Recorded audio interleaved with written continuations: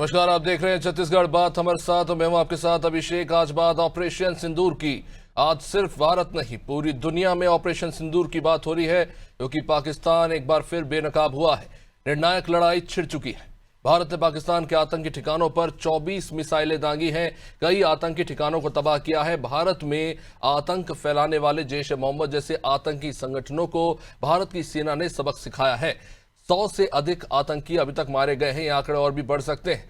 आतंकी अजहर मसूद के परिवार के 14 लोग भी इसमें शामिल हैं। पक्ष विपक्ष भारत की सैन्य कार्रवाई के समर्थन में आज एकजुट है। देश के सभी प्रदेशों से भारत की सेना के सामर्थ्य में आवाजें उठ रही हैं। छत्तीसगढ़ में भी भारतीय जनता पार्टी और कांग्रेस नेताओं ने इस घड़ी में देश की सरकार और सेना के साथ अपनी एकता का प्रदर्शन किया। कांग्रेस ने भारत की सेना के शौर्य की सराहना की, तो भारतीय जनता पार्टी ने प्रधानमंत्री मोदी के नेतृत्व और सेना की वीरता को सराहा। भारत के ऑपरेशन सिंदूर को छत्तीसगढ़ में कांग्रेस और बीजेपी किस नजरिए से देखती है, जरूर जानने की कोशिश करेंगे, लेकिन उससे पहले बयानों पर एक नजर। देखिए, पहलगाम की घटना के बाद भारत ने अनेक ऐतिहासिक और महत्वपूर्ण निर्णय लिए हैं। प्रधानमंत्री माननीय नरेंद्र मोदी जी ने बहुत स्पष्ट कर दिया था कि पहलगाम की घटना के लिए पाकिस्तान को कड़ी सबक सिखाई जाएगी। ऐसी सबक सिखाई जाएगी जिसकी कल्पना पाकिस्तान ने नहीं किया होगा। और पूरी दुनिया आतंकवाद के खिलाफ भारत के साथ खड़ी है, तो आतंकवाद के खिलाफ कठोर प्रहार तो होना ही चाहिए था। पूरी देश जवाबी कार्रवाई चाहता था। साथ ही हमारे नेता माननीय राहुल गांधी जी, हमारे कांग्रेस के अध्यक्ष माननीय खड़गे जी भी कांग्रेस का मीटिंग में भी निर्णय लिए कि हम सरकार के साथ हैं और आतंकवादियों को मुंहतोड़ जवाब देना चाहिए। और लगातार 15 दिन से अधिक हो गए और कांग्रेस पार्टी विपक्ष के साथ बराबर पूरे विपक्षी दलों के साथ सरकार के साथ बराबर खड़ी है और समर्थन कर रही है। रात को जिस तरह से पाकिस्तान के आतंकी ठिकानों पर हमारी सेना ने मुंहतोड़ जवाब दिया, उनकी ठिकानों को नेस्त नाबूद किया और आतंकियों को करारा जवाब दिया, इसके लिए बधाई और सेना की जवानों की वीरता और उनकी शौर्य को हम सलाम करते हैं। चलिए, ऑपरेशन सिंदूर जिसे अंजाम देने के बाद अब पाकिस्तान घबराया हुआ है, क्योंकि एक बार फिर से उसका सच जो है निकलकर सामने आ गया है। जिस प्रकार से आतंकी ठिकानों को आज ध्वस्त किया गया और उसकी जो तस्वीरें जारी हुई, उसके बाद स्पष्ट हो जाता है कि पाकिस्तान ना बदला है और ना ही बदल सकता है। खैर, इस पर चर्चा करेंगे। आज हमारे साथ मेहमान जुड़ रहे हैं बीजेपी से निपेंद्र पटेल, अभिमन्यु मिश्रा कांग्रेस से, नागेंद्र वर्मा माफ कीजिए मनीष बोरा जी हमारे साथ जुड़े हैं, वरिष्ठ पत्रकार, और पन्नालाल सिंह रक्षा विशेषज्ञ हैं। आप सभी का इस चर्चा में बहुत बहुत स्वागत। जाहिर तौर पर पहलगाम में जो घटना हुई उसके बाद हर किसी के मन में ये जरूर था कि ये जो हुआ है इसका मुंह तोड़ जवाब पाकिस्तान को देना ही चाहिए। निपेंद्र जी, आज सुबह से जैसा कि हम देख रहे हैं कि जब सुबह उठे और हमें ये पता चला, कुछ लोग तो खैर रात से ही देख रहे थे कि ये जो ऑपरेशन जिसे अंजाम दिया गया है और जिस तरह से ऑपरेशन के बाद जो प्रेजेंटेशन में तस्वीरें जारी की गई, जहां जहां पर टारगेट करके जो इस ऑपरेशन को अंजाम दिया गया था, एक बात तो फिर से सच साबित हो गई है कि पाकिस्तान कितना भी झूठ बोल ले, कुछ भी कह ले, लेकिन उसकी हकीकत यही है कि वो आतंकियों को पालता है और उसका नुकसान उठाता है। जी,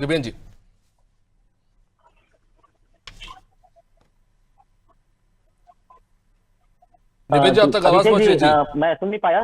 जी जी जी जी क्या कह रहे थे आप? एक्चुअली मैं बाहर हो गया था। जी, कोई बात नहीं। मैं आप निवेद जी, मैं शॉर्ट में कह देता हूं। जो ऑपरेशन अंजाम दिया गया और उसके बाद जिस तरह से प्रेजेंटेशन देकर एक एक जो ऐसे आतंकी ठिकाने थे उन्हें रिवील किया गया, जो कि आप इन तस्वीरों में देख रहे हैं इस वक्त, ये बताता है कि पाकिस्तान आतंकियों का पनाहगार है और वो कुछ भी कह ले। पहलगाम हमले को लेकर लेकिन अब वो सच निकल कर बाहर आ गया है कि किस तरह से ये छुप के है ना पीठ पे वार करते हैं।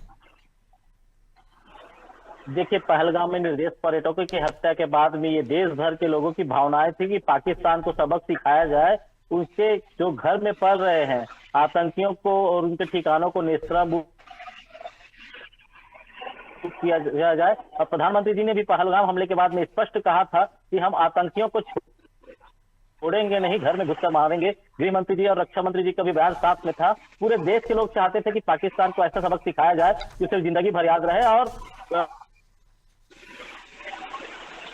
15 दिनों की तैयारी के बाद में देर रात सेना ने जो कार्रवाई की है, पूरे देश के लोग जो है सेना के शौर्य पर जो है वो गर्व महसूस कर रहे हैं। ये हमारे लिए भी उल्लास और हर्ष का क्षण है कि सेना ने जो है वो अपने भारतीय सीमा में ही रहते रहते जो है वो पाकिस्तान के 9 आतंकी ठिकानों को नेस्तनाबूद कर दिया है। और ये देश और पूरी दुनिया को ये दिखा दिया है कि भारत जो है वो अपनी सीमा में रहते रहते भी पाकिस्तान के अंदर घुसकर जो है वो चाहे 100 किलोमीटर हो, 200 किलोमीटर या 500 किलोमीटर तक भीतर घुसकर मार कर सकता है। ये सेना को शौर्य को जो है वो सलाम है। भारतीय जनता पार्टी जो है इसका स्वागत करती है। और हर्ष, जो प्रधानमंत्री के नेतृत्व में सेना को जो खुली छूट दी गई थी, उसका नतीजा ये आज हुआ है कि पूरी दुनिया ने देखा है कि भारतीय सेना ने किस प्रकार से आतंकी ठिकानों को नेस्तनाबूद किया। और भारत में आतंक को पालने वाले मसूद अजहर जो आतंकी है, वैश्विक आतंकी, उसके परिवार के 14 लोग जो है वो मारे गए हैं। और भारतीय चाहते हैं कि ऐसी कार्रवाई और होते रहे ताकि पाकिस्तान में जितने भी आतंकी ठिकाने हैं वो सारे के सारे खत्म हो जाएं। अभिमन्यु मिश्रा जी, जब पहलगाम की जो घटना हुई थी देश काफी तकलीफ में था, लेकिन एक सवाल जाहिर तौर पर पूछा जा रहा था कि आखिर इतनी बड़ी घटना को अंजाम कैसे दे दिया गया और इसका पता क्यों नहीं चला, और ये सवाल जायज भी था। लेकिन आज जो ठिकाने जिन्हें ध्वस्त किया गया है, उनके जो नाम जारी किए गए हैं सेना की तरफ से, उनमें से 4 ठिकाने जैश ए मोहम्मद के, 3 ठिकाने लश्कर तैयबा के और 2 ठिकाने हिजबुल मुजाहिदीन के। कई जो आतंकी परिवार के लोग हैं वो मारे गए हैं, वहां पर उनके ठिकाने ध्वस्त कर दिए गए हैं। साफ समझ आता है कि बॉर्डर के उस पार और पाकिस्तान के द्वारा कब्जाए हुए कश्मीर में एक पूरा का पूरा आतंकियों का कैंप लगातार संचालित हो रहा है, और जहां जरा सा भी मौका इन्हें मिल जाता है ये घुसपैठ करते हैं और अपने मंसूबों को अंजाम देने की कोशिश करते हैं, और आज उन्हें मुंह तोड़ जवाब मिला है। जी बिल्कुल अभिषेक जी, सबसे पहले तो भारत माता की जय करना चाहूंगा और आपके माध्यम से सेना के शौर्य को मैं सलाम करना चाहूंगा जो आज उन्होंने ये काम किया है। और जो हमारे यहाँ के जो जाने ली गई थी हमारी, उसका जो उन्होंने आज सबकी श्रद्धांजलि दी है और बदला लिया है, तो इसके लिए बहुत बहुत शुक्रिया अदा भी करना चाहता हूँ मैं फोर्सेस का। देखिए, बिल्कुल आपने सही कहा कि पाकिस्तान में, खासकर पीओके में और पाकिस्तान में ऐसे ठिकानों पर जो ये स्ट्राइक की गई है, और खासकर आतंकी ठिकानों पर स्ट्राइक की गई है, भी आप जो पॉइंट आउट कर रहे थे, ये बिल्कुल सही इसलिए भी है क्योंकि इस जगह पर कोई क्या विरोध करेगा, कोई गलत नहीं बोल सकता इस बारे में। यहाँ ये है कि अगर पाकिस्तान भी कहेगा तो उनको कोई उनके नेवल बेस या किसी भी तरह का आर्मी बेस को कोई नुकसान नहीं पहुंचाया गया, केवल आतंकी ठिकानों को मारा गया है। अब तो पाकिस्तान का झूठ भी सब पूरी दुनिया के सामने है, जो वो कहते हैं कि हम खुद आतंकवाद से पीड़ित है, तो किस प्रकार से आतंकवाद को पोषित करने का काम वो लोग करते हैं, वो आज पूरे दुनिया के सामने आ चुका है।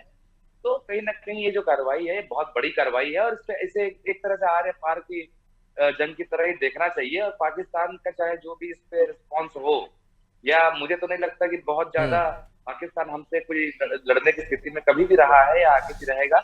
और देशों का भी, जैसे चीन की बात होती है, उसका सपोर्ट मिलता है, इन मामले में उसको चीन का सपोर्ट भी मिलना मुश्किल है, क्योंकि सीधे सीधे आतंकियों पर हमला हुआ है। ये पाकिस्तान से लड़ाई नहीं है, ये आतंकवाद से लड़ाई है। और मुझे नहीं लगता कि आतंकवाद से लड़ाई के लिए पूरे जो दुनिया में कोई भी देश ऐसा होगा जो पाकिस्तान के साथ खड़ा हो सकता है, या चाहे चीन हो चाहे कोई और। तो एक कूटनीतिक तरीके से भी बहुत अच्छा कदम है ये। और बिल्कुल जब से 22 तारीख से हुआ था, हम बता रहे थे, हम बिल्कुल साथ में सरकार के खड़े हुए थे, और हमने ये कहा भी था सर्वदलीय बैठक में भी, हमने ये कहा था कि रिटालिएशन होना चाहिए और बिल्कुल होना चाहिए। जिस प्रकार की हरकतें लगातार होती जा रही हैं, तो उसको बिना जवाब दिए इसका कोई हल नहीं है। और जो जवाब दिया है, माकूल जवाब दिया है। और इस प्रकार का आगे भी इन्हें एक ये मैसेज के तौर पे है कि भारत के साथ जो किसी भी तरह की इस प्रकार की जो चीजें हैं वो नहीं की जा सकती है। और अगर आप कुछ सोचते भी है करने की, तो आगे फिर आप अपने जो अंजाम के लिए तैयार रहें। निश्चित रूप से अभिमन्यु जी, लेकिन देखने वाली बात है अटल सरकार में, मनमोहन सरकार में और मोदी सरकार में भी कोशिश की गई पाकिस्तान के साथ रिश्ते सुधारने की, और जब जब भी ऐसा किया गया इन्होंने हमेशा आतंकी हमला किया, पीठ में छुरा भोंका और हमेशा ऐसी हरकतें की हैं जिसके चलते रिश्ते और बुरे ही होते चले गए हैं। और अब तो लगता नहीं कि स्थिति में सुधार होने की कोई गुंजाइश है।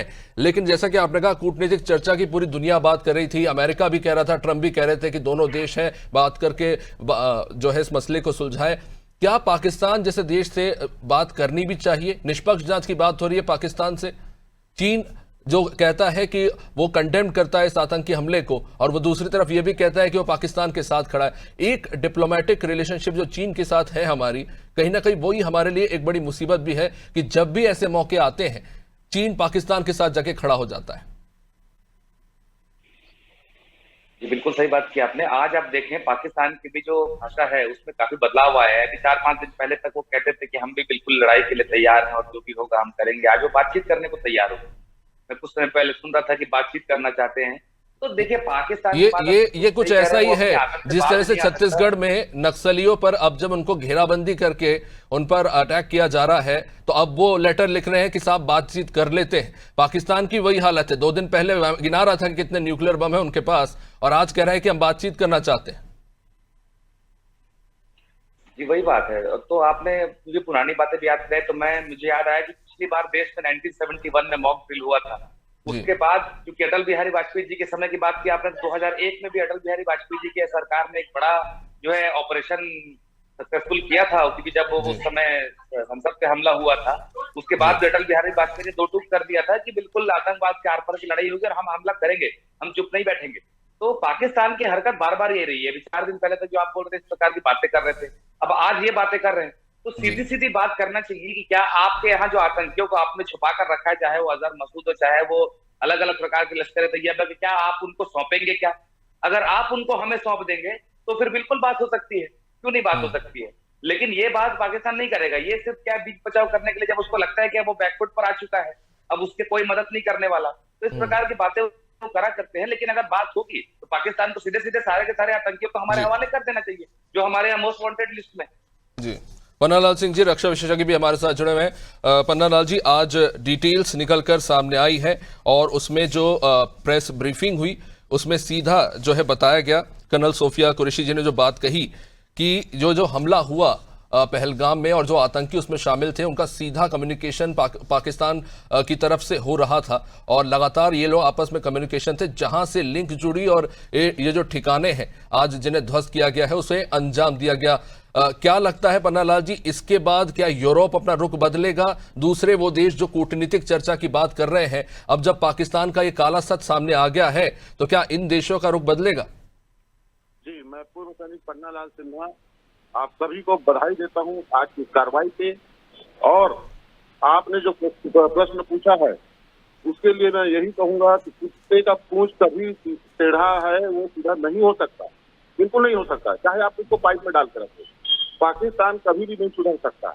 मैं तो मोदी जी को धन्यवाद देते हुए यह कहना चाहूंगा कि 90 जगह में जो ब्लास्ट किया गया है, एयर स्ट्राइक किया गया है, उसको 100% बढ़ाते हुए 900% किया जाना चाहिए ताकि पूरा तबाह हो, हमारा दुश्मन चकनाचूर होना चाहिए, यह मैं कहना चाहूंगा। और रही बात ये आतंकी मसूद अजहर, इसके 14 परिवार जो है अभी 72 खून के पास में गए हुए हैं, अभी और हीरो के पास में जाएंगे। ये पाकिस्तान कभी नहीं सुधर सकता, कभी नहीं सुधर सकता। जिस प्रकार से हमारे यहाँ अभी छत्तीसगढ़ में मैं हूँ, एक शादी में फंसा, इसलिए महिलाएं नहीं आ पाया। अभी हमारे यहाँ बस्तर में पूरे नक्सलियों को घेर करके रखे हुए हैं जी, और अभी वो माफी की याचना कर रहे हैं।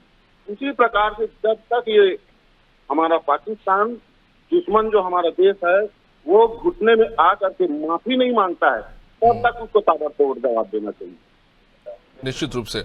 मनीष बोरा जी भी हमारे साथ काफी देर से बने हुए हैं। मनीष जी, आज मैं द डॉन में भी देख रहा हूं कि पाकिस्तान अपना रो रहा है कि इतने सिविलियन कैजुअलिटीज हुई हैं, ये हुआ है, वो हुआ है।